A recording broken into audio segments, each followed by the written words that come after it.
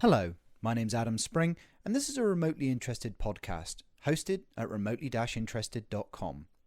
My guest for this episode is Ruscetta, a videographer based out of Georgia in the US. Now, Aaron's story is an interesting one because it is one of community learning, and it is one of community learning based around a series of computers called the Amiga. The Amiga in the US was known for democratizing the video industry. In the UK, it also fed into a series of bedroom developers, people who, in the 1980s, were encouraged via computers like the Spectrum and the Acorn to make their own games, to make their own software, and to interact with technologies in a way where, maybe today we don't do it so much. We do have things now like the Raspberry Pis and stuff like that, but they build upon that generational culture that was started way back when. If you want to know a little bit more about the Amiga, then go to my website and look at some of the blog posts that I've done. Otherwise, for now, I will leave it to Aaron, and I will speak to you again at the end of the episode. If Doctor Who isn't enough for you, Cardiff, Wales has another claim to fame. It's the home of Aeon Technology Limited. That's a-eon.biz. Aeon Technology is creating Amiga 1 computers, and around that they are also developing out softwares like ImageFX, Personal Paint, Octamed. They also have Amistore.net, which is their developer platform. Anyway, if you're interested in any kind of computing, and particularly Amiga-based computing, go over to a-eon.biz. That's a-eon.biz. Hello, sticker lovers. Why don't you head over to stickerrobot.com? That's sticker with one R, obot with no R.com. They can also basically print out any forms of stickers that you want.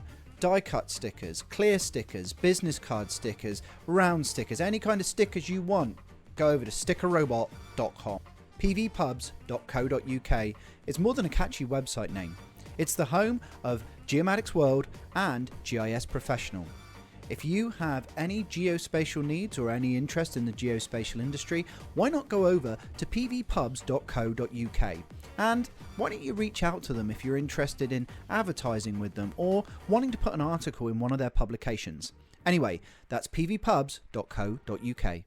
Hello, my name's Adam Spring, and I'm here with Aaron Ruscetta, who was a former president of the Atlanta Amiga Club and also known as the Video Savant as well. So, Aaron, how you doing? I'm doing great. Wonderful. So, tell me more about your story with the Amiga. Oh, where to start? I worked in television in the video profession. Worked early on apprenticing at a television station in Salt Lake City, and worked my way up from fixing lights and building sets to running camera and on up through various ranks of the or various different positions in the industry until I was eventually a director. I took the approach that if you're going to be a director, you got to understand everything underneath you that you're actually calling the shots for. But that aside, I was working in high-end post-production, and I heard about this computer that came along that was video compatible, and that opened up the doorway for me to affordably play with and experiment with video art and video production on a home kind of basis. So I was immediately attracted to the machine, and I dove in very quickly with bought my first machine in '87. I bought one of the 2000s. I waited till the second generation came out, something that was more expandable and not quite as tricky to run. And when I bought my 2000, I immediately got into Sculpt 3D and playing with that, and got into the Genlocks, because now I had my own personal character generator, and I could and an overlay tool, and I dove into Amiga Atlanta, the local user group, because I was a community that I could learn from. And so I learned everything I kind of know about computers from that. I did not have any formal education coming into it.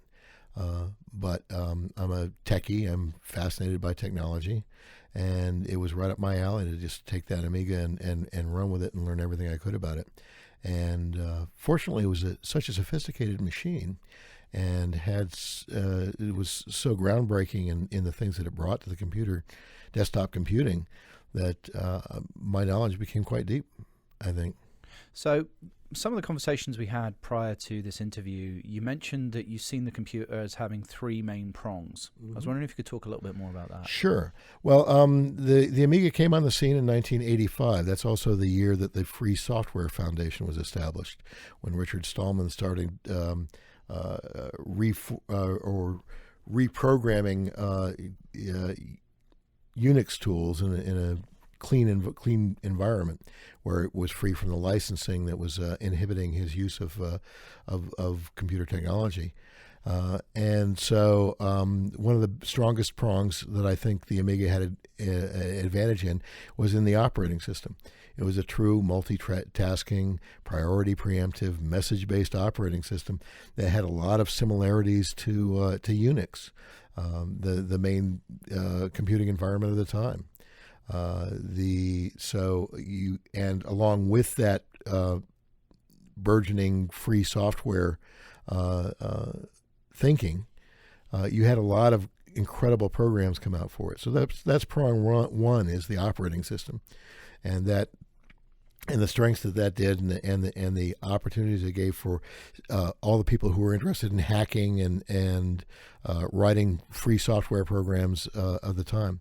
Second prong was, I think, certainly the gaming, because it was a first true multitasking, priority preemptive, machine. The hardware design of using multiple processors really opened it up to be the first multimedia machine. So you could do sound and have the sound operating independently of the clocks of the video and independently of the input and output, because of the multiprocessor design. So gaming was definitely a big strength of the machine. It was the first one that was really had the kind of capabilities to support what you need to do a game, and then of course the video compatibility, and along with my 2000 computer eventually got a video toaster put in it, because it was a rather groundbreaking video machine, because it made home video production a much more real proposition, because of the price point. And so I've used the video toaster in professional environments. I used it in '96 to edit videos for the Paralympics presentations. Even though I was in a highly sophisticated video environment at the time, it allowed me. I insisted on on being allowed to do it with my toaster flyer system, because of the nature of the project. Doing the interstitials in these pieces just led itself to that tool, and so I was able to haul my Amiga into the studio and use it to do all the editing for the Paralympics videos. Okay, and so this is an interesting one, because obviously, you can tell I'm from the UK and Europe, gaming was very much a thing with the Amigas. The video toaster wasn't, we knew of it, but it wasn't really used because it was mainly NTSC. So how much involvement did you have with the Atlanta Olympics using an Amiga? And also, can you talk more about the impact of the video culture and how the Amiga helped change that? Well, actually, when you talk about the Olympics, there's a great story, because the '96 Olympics, of course, were here in Atlanta, and there was a lot of competition amongst the various cities to get the Olympics, win the Olympic bid, and there was a group at Georgia Tech. I wish I could remember the name of the head of that, but he was an Amiga 500 fan. He knew it, yeah, and he knew the Amiga capabilities. And again, because it was such a groundbreaking machine, and so media oriented, he used it as the center for controlling a whole multimedia presentation system. That involved 3 synchronized video projectors, audio tracks synced to that with dozens of languages on them, and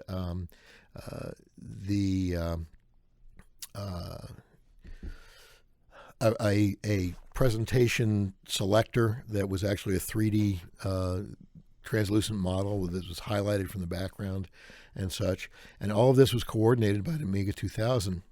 And I remember the programmer's name. The programmer's name was Toder Fay, who wrote a rather incredible audio program called Bars and Pipes that was very popular for the Amiga as well.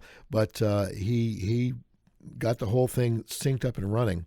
The only other computer part in the system was a Macintosh, and the Macintosh was used for its to highlight, backlight the 3D translucent model. And of course, the biggest failing, the biggest fight that Amiga ever had to do was getting proper PR and promotion and proper marketing done for it. And so all the press was said that the whole thing was done by a Macintosh. The Macintosh was a dummy projector, and the Amiga was running the whole show. But because of the way the marketroids rigged it, and the way the mainstream media, rigged it, the Amiga was never recognized for actually winning the Olympic bid here, because that whole multimedia presentation showed that we had the technical capabilities to pull this off for the Olympic Committee. Yeah, so it could have been the mother of all demos. It could have been the mother of all demos. Is that it was used to create and present the Olympic bid, and it won the Olympics for our city. So I guess, like I said before, I'd like to know more about the impact on the video community in the US that the Amiga had. And also, I think it would be useful to, as somebody that was in the scene at the time, if you could talk about the Amiga landscape, so where the main clubs were, who was doing what, people like Fred Fish and their impact, sort of stuff like that. Fred Fish was part of that prong number one, that operating system, that Unix-like operating system. And so Fred Fish was from that Unix environment, and he was fascinated by the programming possibilities for working with the Amiga, and he took it on himself to just kind of collect the work of his associates, his friends, people he knew in the free software community that were writing programs and releasing the source code for those programs so other people could learn from them. So he saw it as a great tool to expand, I think, putting words in his mouth, but I think he saw it as a great tool to expand the whole programming, learning, and education environment.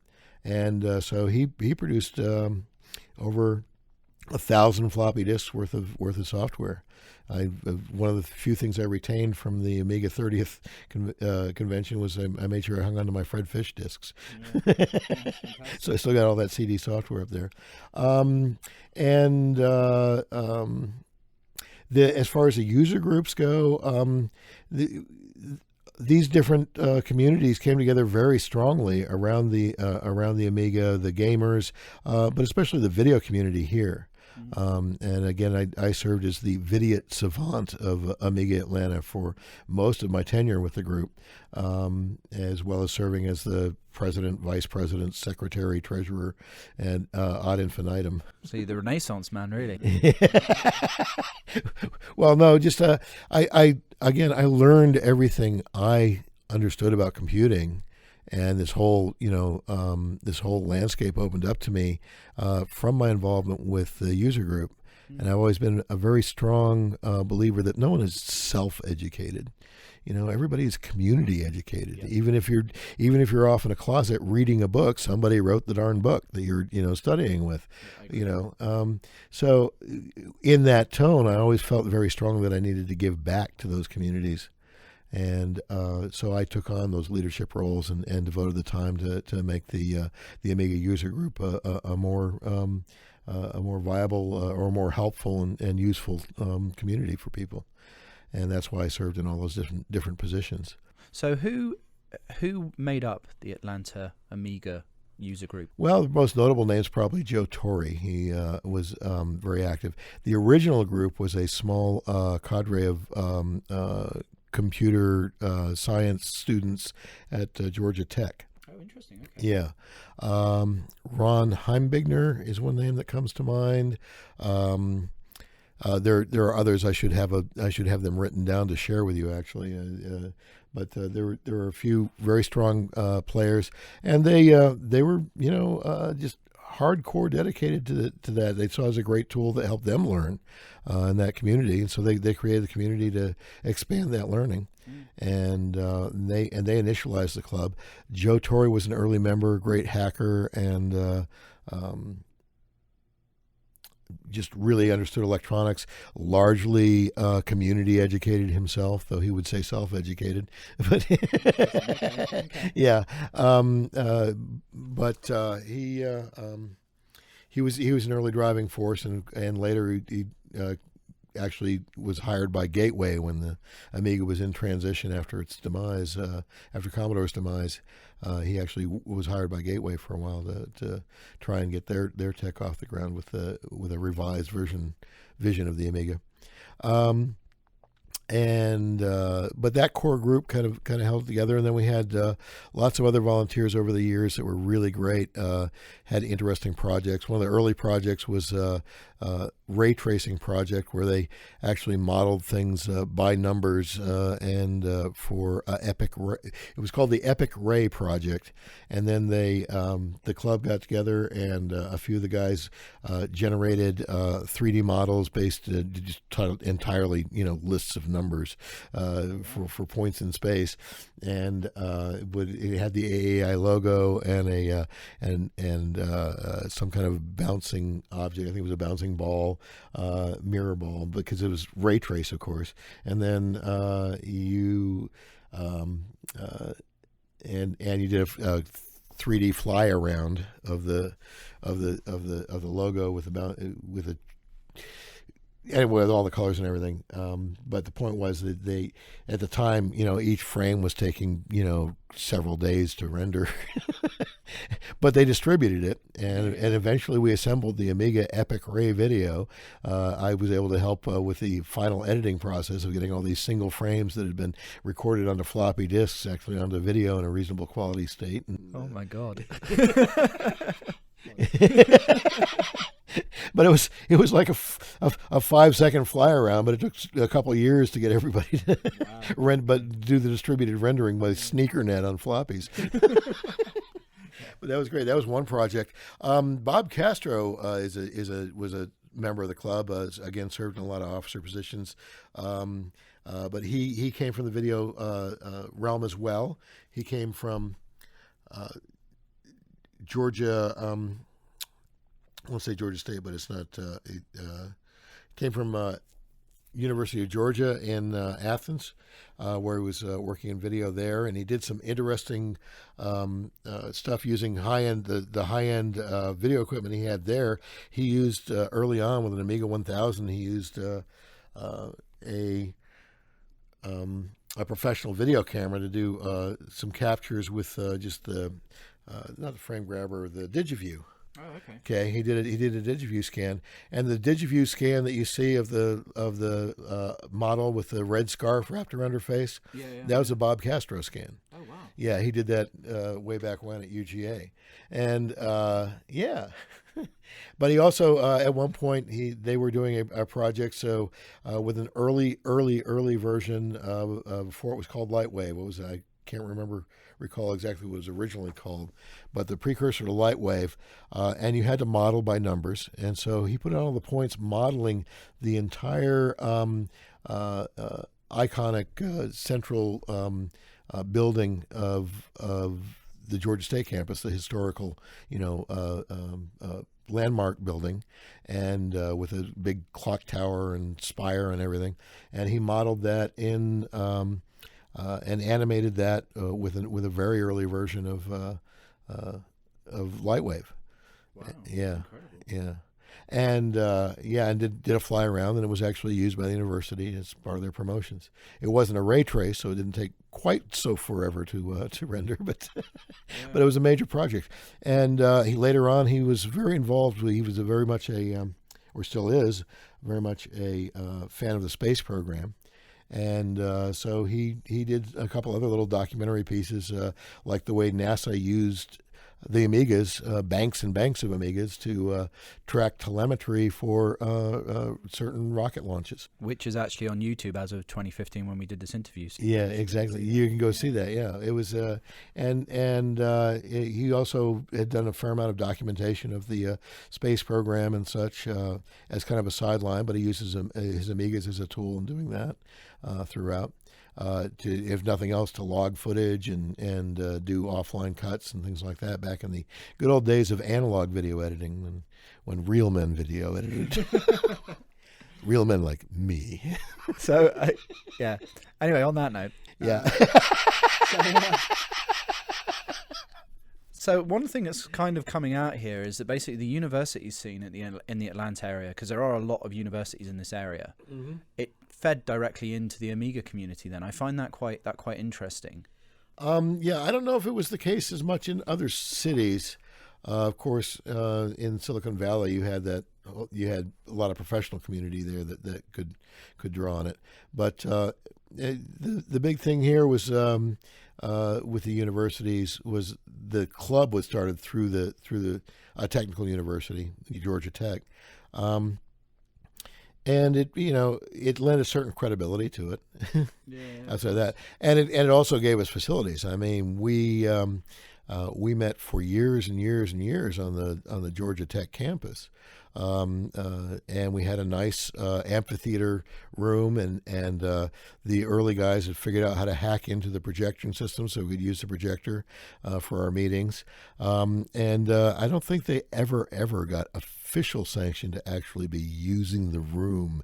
One of the early members was also in the chemistry department, so we used to meet in a chemistry building classroom, and but he left early on and graduated and moved on. But they kept using the room and nobody ever complained. So we were kind of there by accident almost. Seek forgiveness instead of ask permission, and if they don't ask about permission, don't worry about it. Exactly. But it was great. But it provided a great facility for us. We often had attendance of 150 people, maybe even 200 people in that amphitheater for meetings. All of them interested in some aspect of it, but again, a lot of video community was there. Maybe that's because I'm a video guy myself, so I saw a lot of that connection. But video, computer science students, people who wanted to learn programming, or were fascinated by the technology, they just touched on so many different bases and brought them together. So, I mean, in terms of user interaction then, what would you say was the sort of key thing or the unique thing about the Amiga? Because obviously it's something over the years that's been hacked, they've been, modified and accelerated and things like that. What would you say was the key thing from the user interaction viewpoint that drew these people to it? Well, I can't say what drew, everybody's interests were different. So I can't really speak to, I think the diversity of interests that got brought together was a real strength. Having those three different prongs there, to really, different angles from which it was attracted. So it kind of, created a symbiosis where these people were exchanging ideas and things like that. So I could do a hack. If I'm a programmer, I can do a hack that will help a video guy. A video guy can make a promo to promote my software. That kind of thing. You end up with these kind of little symbiotic connections.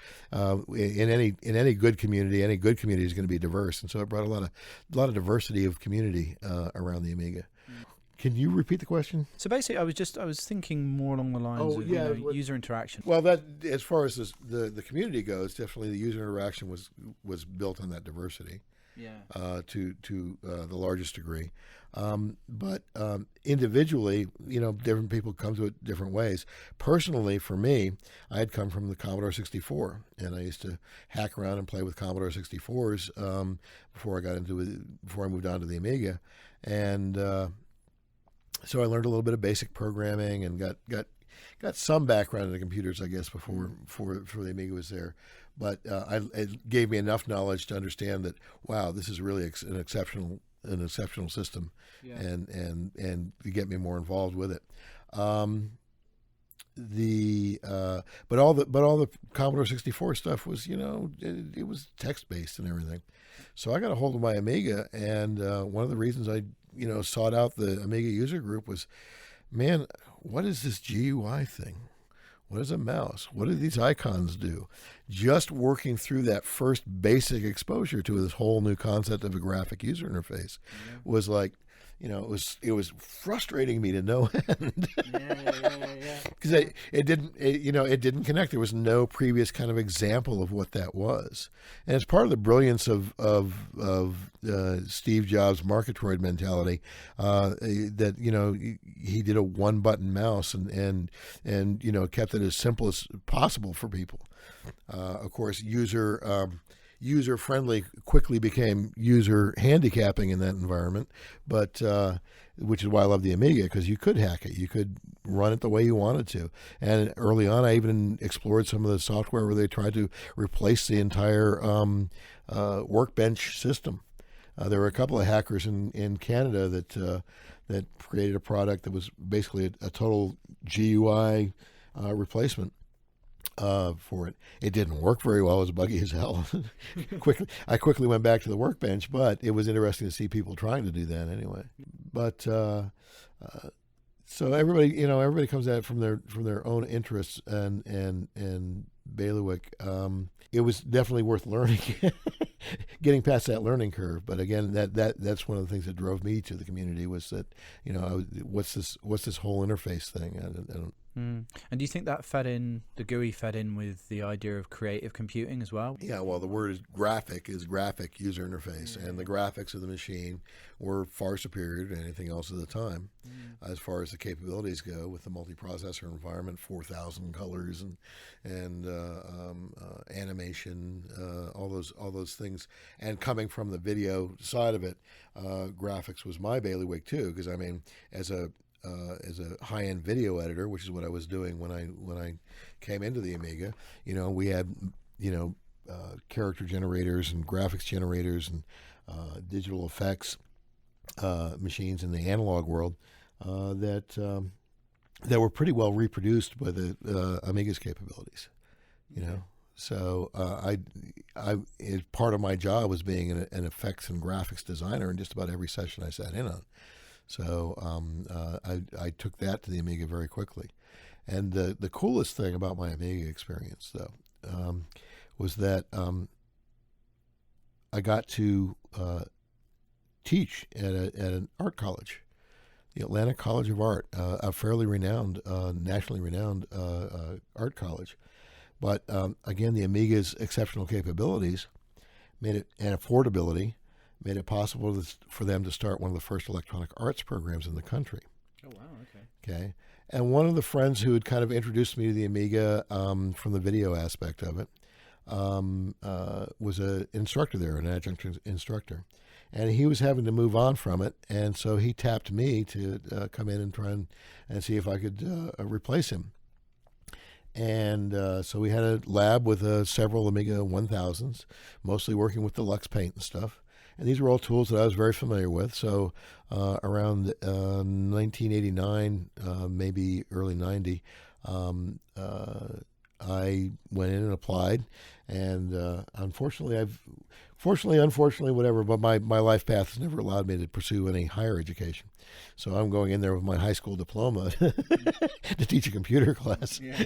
But it's an art college, so there's some leeway. But because I knew the machine, because I knew the technology that they were using and the software they were using, I ended up getting the job and working there as an adjunct, and it was very rewarding stuff. Because at the time, there was a whole world out there that didn't understand a GUI. Yeah. Most of these students in the early days through the early 90s were totally clueless as to where to start, and it was a great thing to be able to introduce them to the whole whole world of potential that was there with electronic graphics, and the Amiga's graphics capabilities made that possible. And I worked there for several years, expanding as they expanded the program. We started getting into 3D modeling and animation as well. And I ended up programming a network to feed a rendering machine, a Raptor, from the various Amigas that were there. It was a great position to be in, and I really missed it. But eventually, of course, after Amiga or Commodore went out of business, they needed to move that lab on to other capabilities. So I filtered out of that when they brought in a more experienced educator to run the Electronic Arts program there. Yeah, it was among the best. At the same time, on the video side of it, I got to run into a lot of artists. Video art made electronic video art, electronic and video art, graphics art, much more accessible. And so, one of the things that I was involved with is I ran into a group, a local artists local very well respected artists who like to experiment and on the forefront of stuff. He was heavily into the Amiga, and he loved it for his artwork, and he created a lot of interesting multimedia presentations, including like a chair that you could swivel on that would actually track which direction you were looking with a monitor and an Amiga hooked up, so that you could kind of get a 3D panoramic view through this little chair that you would sit in. Yeah, cool. Yeah, and he's still doing that kind of thing, but.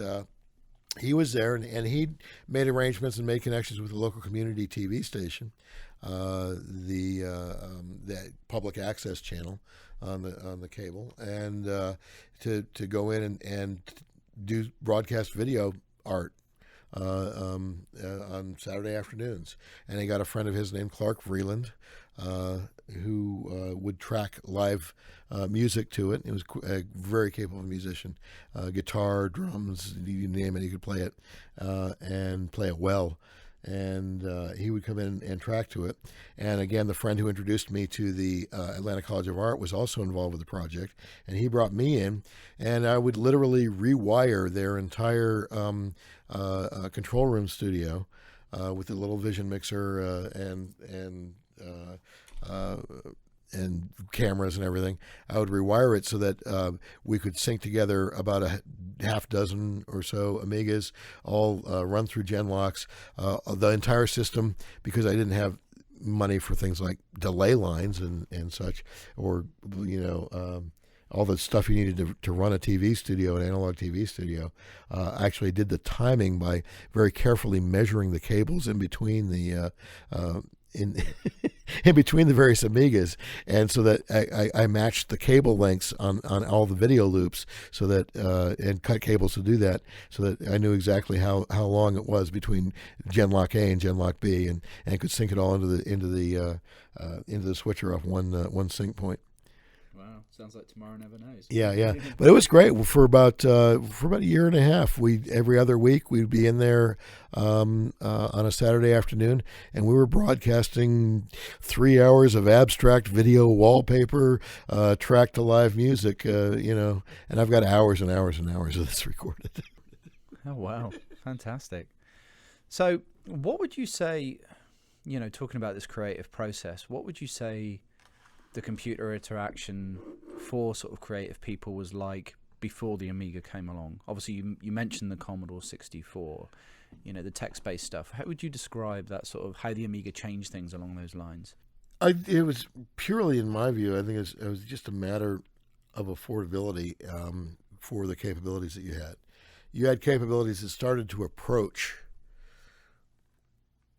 the realm where high-end television, where it's hundreds of thousands of dollars equipment, all generally commercially controlled, and you started to have the kind of capabilities on the desktop that on this affordable equipment that met or surpassed that really high-end expensive equipment and those kinds of tools.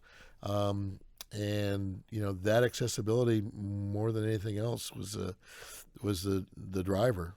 and opened up creative possibilities that were pretty much endless. I think Atlanta College of Art actually learned about the Amiga and the possibilities because they saw Andy Warhol painting with it, and when the machine was introduced at the grand at the grand unveiling. So that did have an impact then. Oh yes, it definitely did. Definitely did. It brought it brought awareness to that whole arts community, and to some extent with Deborah Harry there too. Doing the music community too, that kind of capability. Most of the computers at the time, had computer technology back then, including the Commodore 64, had started to open up creativity in the music world with the whole MIDI interface, a standardized common interface. Like IP is, IP protocols. It's standardized computer interface that allowed people to connect their equipment together from different manufacturers and record their musical creations in a digital repeatable form, and to explore that. So a lot of the creative people that I knew were there from the Commodore 64 thing.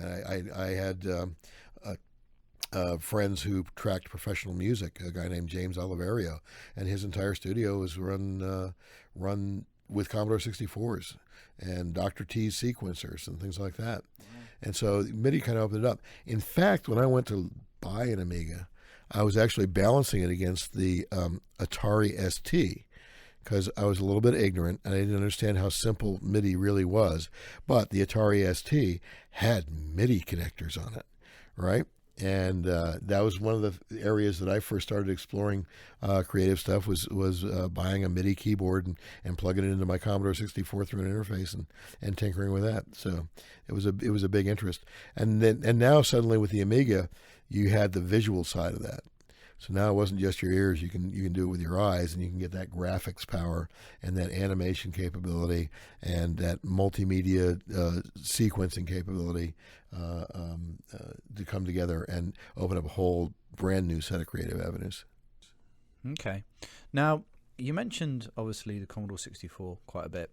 Now, when you were buying your Amiga, did the fact that it was linked to Commodore have any influence on your purchase of the hardware, or not really? Not really. It was more specifically the capabilities of the machines, definitely. And what I saw is their video compatibility. Again, big seller for me. The Commodore name was not there. It was not an influence to me. Yeah. Okay. And did it feel like a Commodore product? No, not at all. No, not coming from a Commodore 64. The whole Amiga was a radically different machine. It came from a whole different development process, a whole new creative group. Many of the creative group I've gotten to know. One of the cool things that Amiga Atlanta did is we had a president at the time named Lamar Morgan, and we called him Lamar the Relentless, because he was not a very creatively capable kind of guy, but he just loved the Amiga and loved the potential. He was so excited about it. He actually worked in the financial industry, so he's kind of straight arrow, but he loved the Amiga to the point where he wanted to be president of the club and help organize it. And he was a great organizer. He used his strengths real well. But we called him Lamar the Relentless, because once he got the names and numbers of the original inventors, mostly through Joe Torre, he got on the phone and had this grandiose scheme of having an Amiga 10th anniversary. Now, we were a little bit late. We did it in early 96. It should have been 95. But by the time we got all the energies together to make it happen, that's when we were able to pull it off. But we did build it as a Amiga 10th anniversary show, and Lamar kept hounding all the original programmers and such to come and share with us, and we put together quite an amazing convention as a group. It was a real high point of the whole Amiga Atlanta history. To get we had 300 attendees. We got Dale Luck and Carl Sassenrath and Tim Jennison and all these luminaries from the original group and from the community to show up. He actually got Stuart Chaffee to host. Now, it turns out Stuart Chaffee may not be a name you know, but Stuart Chaffee ran a program called Computer Chronicles. Yep. From the early 80s on PBS up until like the end of the 90s. Around about 2003. 2003? Because a lot of them are on YouTube now. Okay, so it was like 20 years this guy did that. But Stuart Chaffee, who appreciated computers, of course, really, really appreciated the Amiga. And he thought it was just the best things in sliced bread. So in his program, even though Amiga didn't have the marketing and commercial push that the other brands enjoyed, he frequently highlighted it on his program, and he brought clips of various Amiga presentations over the years when he came to the show. But he actually hosted our 10th anniversary event and was thrilled to do so. Lamar got some local coverage out of CNN, got the governor to make a declaration of Amiga Computer Day in the state. Wow. Yeah. And it was just, it was by the time I got to the Amiga 30th convention, it was old hat. I'd been there, done that before.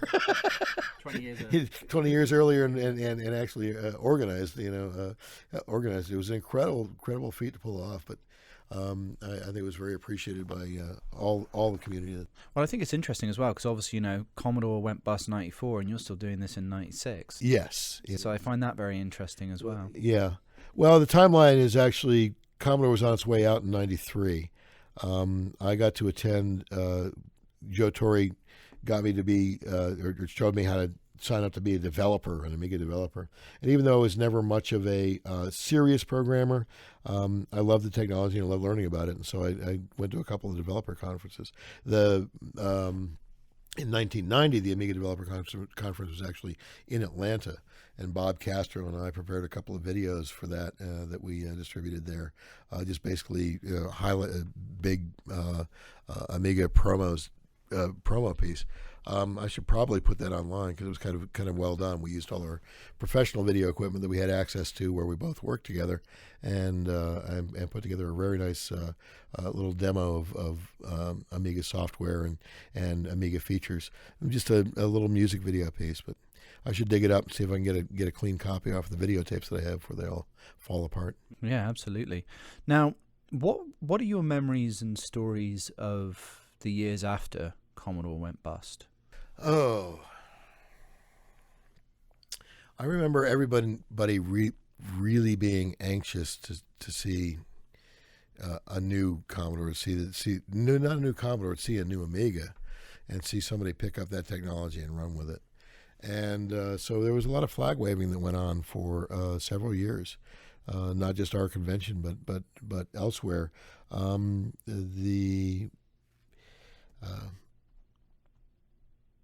We wanted to see it happen.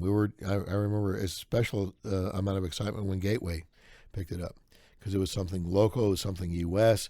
They were a successful PC manufacturer, PC assembler. They had a name, they had storefronts, so there was a real optimism with that, and the head of Gateway.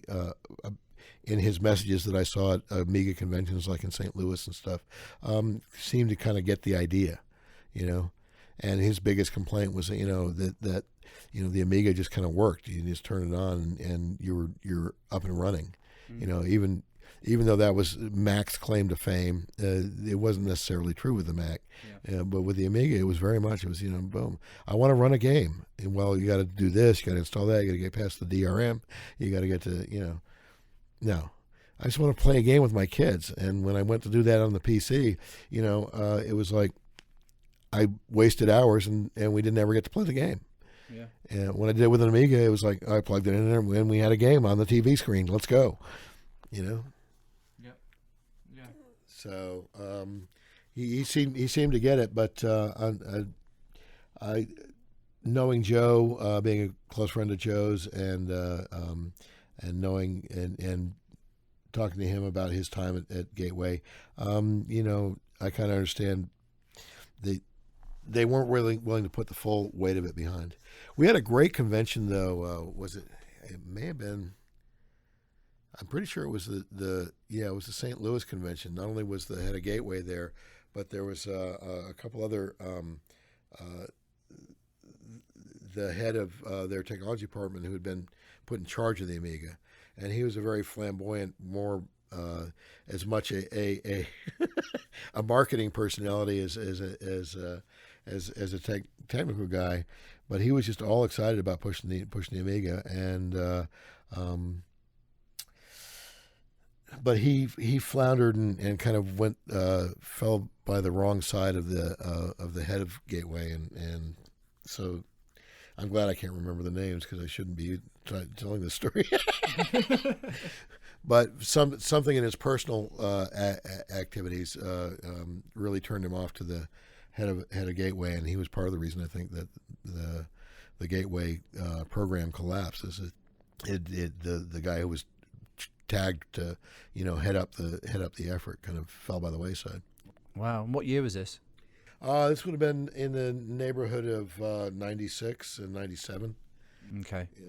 So, yeah, it probably would have been more 97, 98-ish. Yeah. I'd have to look back, and I went to so many Amiga conventions, it's hard to filter them in my head anymore. Yeah. I'm pretty sure that was the St. Louis convention that happened later on when there was a lot of energy to try and revive it. So how many conventions did you go to overall then? Oh, let's see. Well, including the 2 developers conferences that I went to, I probably did 5 or 6 conventions. At least once a year I was going off to one convention or another. Oh, wow. Cincinnati, again, St. Louis. I'm trying to remember where they all were. Most all of them involved some kind of road trip, and we had a small cadre of people that would go off to those things. Robert Hamilton is a Amiga, a graphics artist and art teacher at Spelman College here in Georgia, and he made these great T-shirts and stuff. And so he'd be in the van with his boxes of Amiga T-shirts, going off to the conventions. And a guy who worked doing computer repair, was just an avid. Well, I actually did copier repair, but he was great to have along. He was a karate fan, so every time we'd drive by the old Waffle House, he was Waffle House. Give us the Bruce Lee version. I remember that one, driving a load of Amigas to the Amiga 30 conference, but yeah. But that's where that originated. It was traveling with him. Joe Torre would sometimes be with us.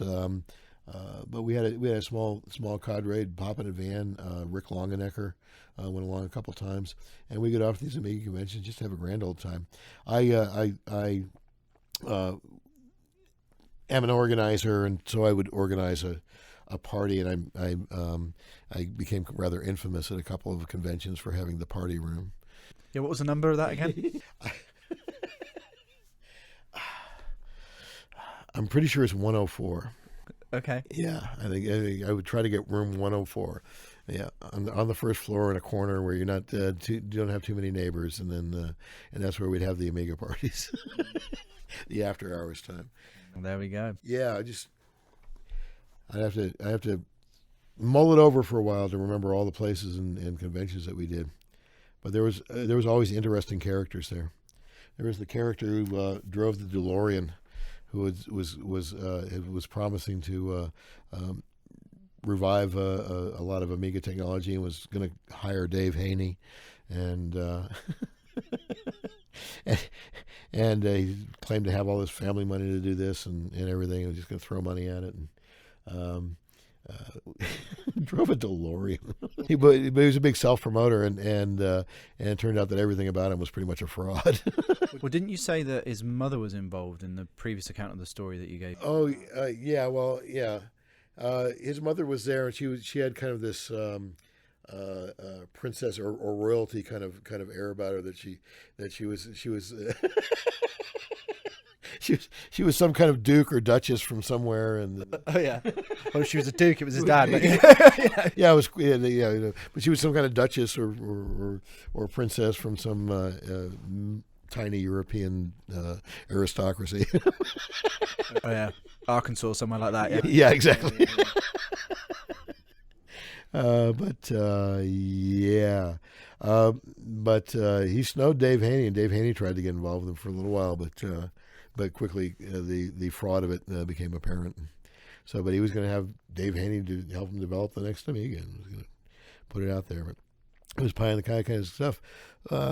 But a lot of people were ready to back anything, any opportunity to keep this wonderful creative tool going.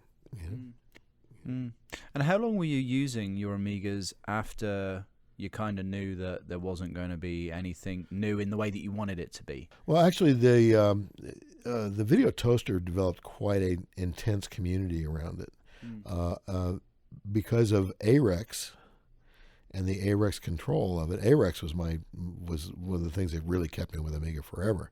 I really loved to program in AREX. I could do all kinds of utilities for my software in AREX. William Hawes is a god, though you can't find him anymore. Apparently Commodore, the company, screwed him over very badly with his contract for that communications language that opened up all kinds of capabilities for all these different creative tools to talk to each other and to be able to control them and automate them and things like that. AREX was critical to the whole. I know AREX was critical to the whole Olympics presentation.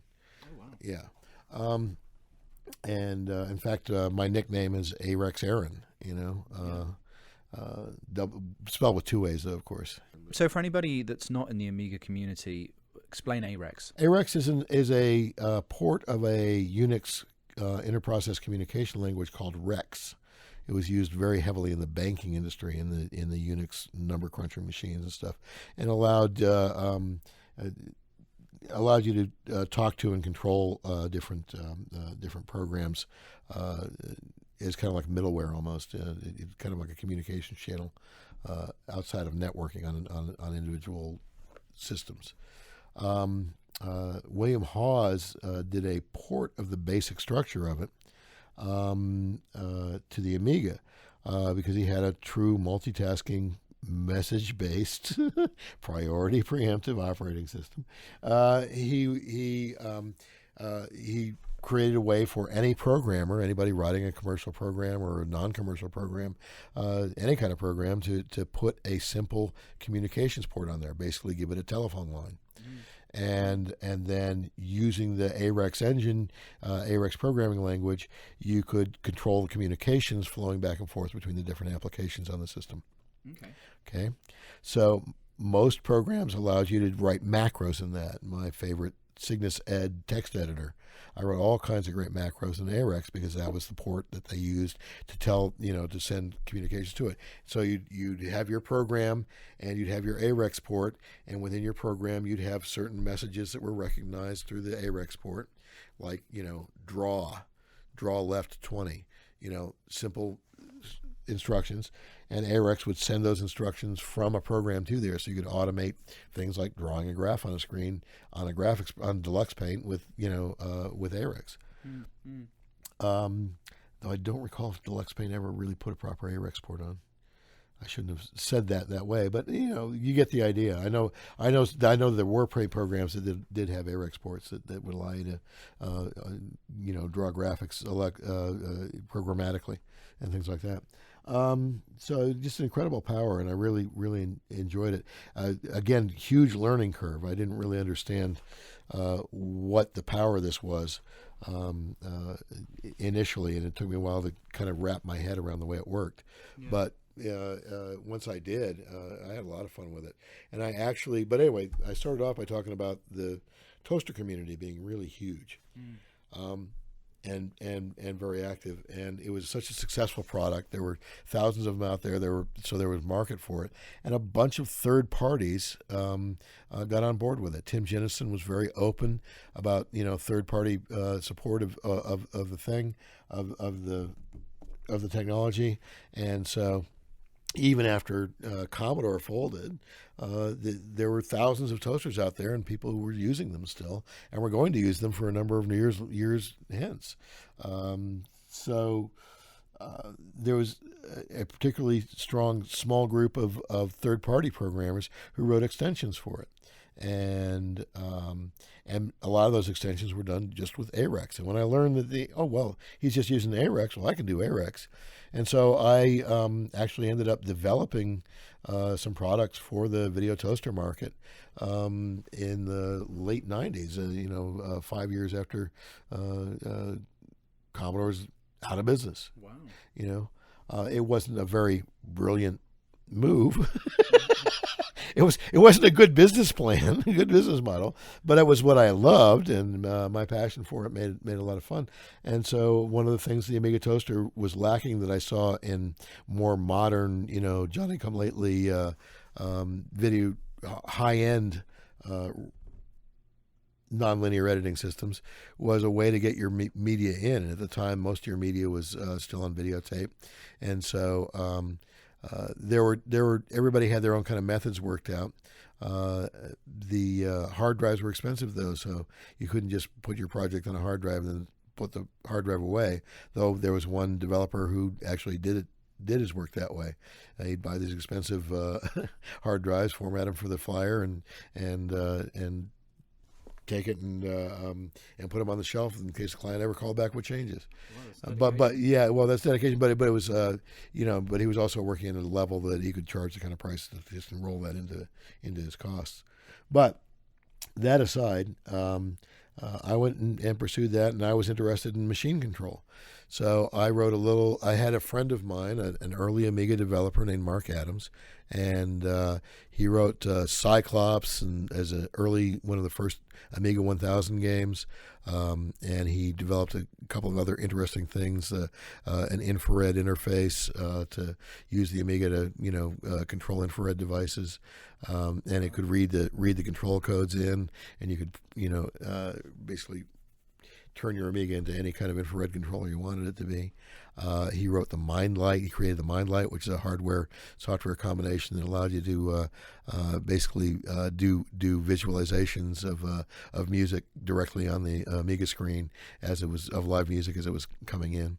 Oh, wow. So really, really, really a genius. Both, he was an electronics professional, and then the software came naturally to him.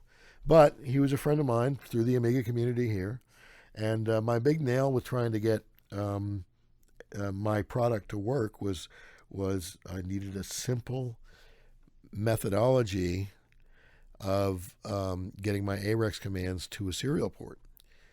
Okay, and he wrote a little tiny program for me. I mean, it couldn't have been more than 20 lines. Wow. It could have been more than 20 lines, but it called CRX. And I helped him, I told him the specifications of the design I wanted. I needed a wraparound buffer because I needed to be able to take the information coming in very quickly from these machines and on a good old, 7 megahertz Amiga bus, be able to process this 384 baud information coming in and have it respond very quickly to be able to turn around and on a frame-by-frame video basis, have it processed by AREX, which is an interpreted language, so there's more lag there. Anyway, make it all work, he wrote a little program called CRX, and it was the doorway to me just being able to control videotape machines and be able to have people create lists of time code numbers from their footage and have the flyer only capture those parts that they were actually going to use and just save disk space and go for that. So it automated the input process. And I think I sold a couple hundred copies of it before it was done. We tried to expand it with a couple other serial control devices so you could actually, he made a serial box for me, Mark did, that would actually switch between the multiple machines off one serial port just by changing a couple flags in the serial output. So you could redirect to several machines, but I never got quite as far as making that an actual video editing system in itself.